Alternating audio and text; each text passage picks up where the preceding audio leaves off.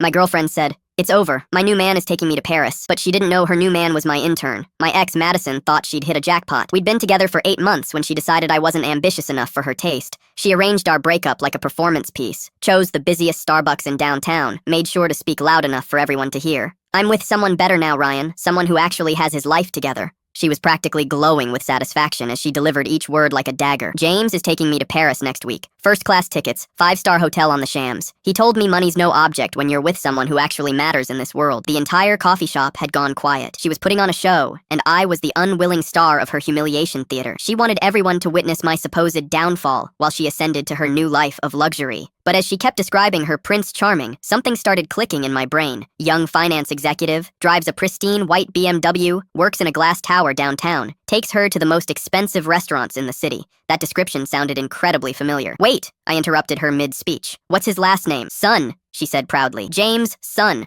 Why, do you know him?" Of course you wouldn't move in the same circles. My stomach dropped, not from heartbreak, but from the sheer absurdity of what I was hearing. James' son wasn't some finance executive. He was my roommate's 22-year-old little brother, who still lived in his childhood bedroom at his parents' house. The kid worked as a bank teller, making maybe $35,000 a year, and the BMW Madison was so impressed by that, was his dad's car that he borrowed on weekends to feel important. For the past month, James had been pestering me for restaurant recommendations because he was trying to impress someone way out of his league. I'd even gone shopping with him to pick out those expensive-looking suits when he said he needed to dress for the job he wanted, not the job he had. The little mastermind had been practicing his successful finance guy persona on Madison, and she had completely fallen for every single lie. I sat back in my chair and watched her continue her speech about private jets and corporate acquisitions while internally dying of laughter. This was better than any comedy show I'd ever seen. Wednesday night, James came home to our apartment practically bouncing off the walls with excitement. "Dude, I'm taking this incredible girl to Paris this weekend. First class everything, presidential suite, the works." I nearly choked on my cereal. "How exactly are you planning to afford that, buddy?" His confident expression faltered for just a second before he puffed his chest out again. "Well, I maxed out my 3 credit cards and took a cash advance against my checking account, but she's totally worth it.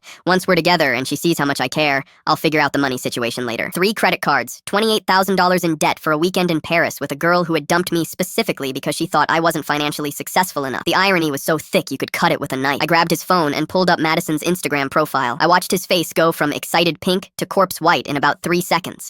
That's your ex-girlfriend," he whispered. "Yeah, the same one who left me for a successful finance guy. Congratulations, James. You just played yourself harder than anyone in history." Friday morning, I woke up to the sound of stress vomiting coming from our bathroom. The reality of $28,000 in credit card debt for a weekend with someone else's ex-girlfriend had finally penetrated James's delusional bubble. He canceled the trip 2 hours before they were supposed to leave for the airport. Madison has been posting angry Instagram stories about fake people and time wasters for the past week. She still doesn't know the truth about James's real identity.